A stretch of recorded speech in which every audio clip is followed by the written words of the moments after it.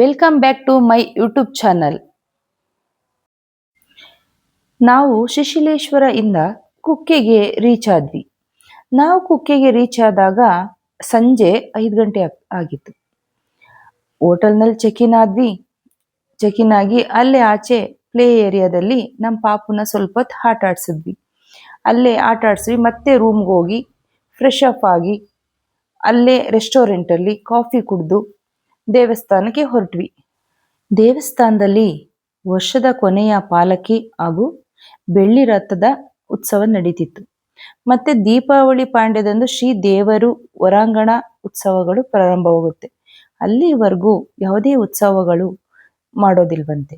ದೇವಸ್ಥಾನದಲ್ಲಿ ತುಂಬಾ ರಶ್ ಇದ್ದಿದ್ದ ಕಾರಣ ರಥೋತ್ಸವ ನೋಡಿಕೊಂಡು ಅಲ್ಲೇ ಸ್ವಲ್ಪ ಹೊತ್ತು ಕೂತಿದ್ವಿ. ಕೊನೆಯ ರಥೋತ್ಸವ ಆಗಿರೋದ್ರಿಂದ ಜನ ತುಂಬಾ ಇದ್ರು. ಕಾಲಿಡಕ್ಕೂ ಸಹ ಜಾಗ ಇರಲಿಲ್ಲ. ದರ್ಶನಕ್ಕೆ ಅಂತ ನೋಡಿದ್ರೆ ತುಂಬಾ ಅಂದ್ರೆ ತುಂಬಾನೇ ರಶ್ ಇತ್ತು. ಎಷ್ಟು ರಶ್ ಇತ್ತು ಅಂದ್ರೆ ಸರತಿ ಸಾಲಿನಲ್ಲಿ ಅಲ್ದಿರ ಎಕ್ಸ್ಟ್ರಾ ಕಡೆನೂ ಜನ ನಿಂತಿದ್ರು. ಸೊ ದೇವರ ದರ್ಶನ ಬೆಳಗ್ಗೆ ಮಾಡೋಣ, ಇವಾಗ ಬೇಡ ಅಂತ ಹೇಳಿ ಬೆಳ್ಳಿ ರಥನೆಲ್ಲ ನೋಡ್ಕೊಂಡು ದೇವಸ್ಥಾನದಲ್ಲೇ ಊಟಕ್ಕೆ ಹೊರಟ್ವಿ. ದೇವಸ್ಥಾನದಲ್ಲಿ ಊಟ ಮುಗಿಸ್ಕೊಂಡು ಅಲ್ಲಿಂದ ದೇವಸ್ಥಾನದಿಂದ ಆಚೆ ಬಂದು ಫೋಟೋಸ್ ತೆಕ್ಕೊಂಡು ಅಲ್ಲಿಂದ ಹೋಟೆಲ್ಗೆ ಹೊರಟ್ವಿ. ನೆಕ್ಸ್ಟ್ ಡೇ ರೆಡಿಯಾಗಿ ಪಾಪುಗೆ ಮುಡಿ ತೆಗ್ಸ್ಬೇಕಾಗಿತ್ತು.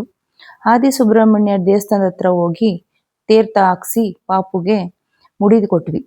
ಅಲ್ಲಿಂದ ಕುಮಾರಧಾರ ಹೊಳೆ ಹತ್ರ ಹೋದ್ವಿ.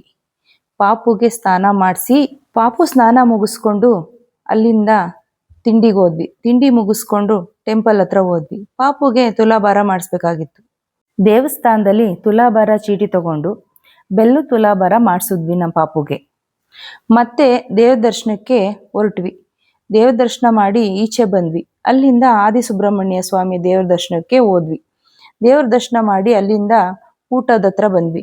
ಊಟ ಮುಗಿಸಿ ಅಲ್ಲಿಂದ ಈಚೆ ಬಂದು ಫೋಟೋಗಳು ತಕ್ಕೊಂಡು ಮತ್ತೆ ಅಲ್ಲಿಲ್ಲ ಒಂದು ವಿಡಿಯೋ ಎಲ್ಲ ಮಾಡಿಕೊಂಡು ಭಕ್ತಿಯಿಂದ ದೇವರ ದರ್ಶನ ಪಡೆದಾಗ ಮನಸ್ಸಿಗೆ ಶಾಂತಿ, ಜೀವನಕ್ಕೆ ಹೊಸ ಭರವಸೆ ಮತ್ತು ಸಕಾರಾತ್ಮಕ ಶಕ್ತಿ ದೊರೆಯುತ್ತದೆ ಎಂಬ ನಂಬಿಕೆ ಇದೆ. ಪ್ರಕೃತಿ ಮತ್ತು ಭಕ್ತಿಯ ಸಂಗಮವಾಗಿರುವುದು ಈ ಕ್ಷೇತ್ರವು ಪ್ರತಿಯೊಬ್ಬರೂ ಒಮ್ಮೆಯಾದರೂ ಭೇಟಿ ನೀಡಲೇಬೇಕಾದ ಪವಿತ್ರ ಸ್ಥಳವಾಗಿದೆ.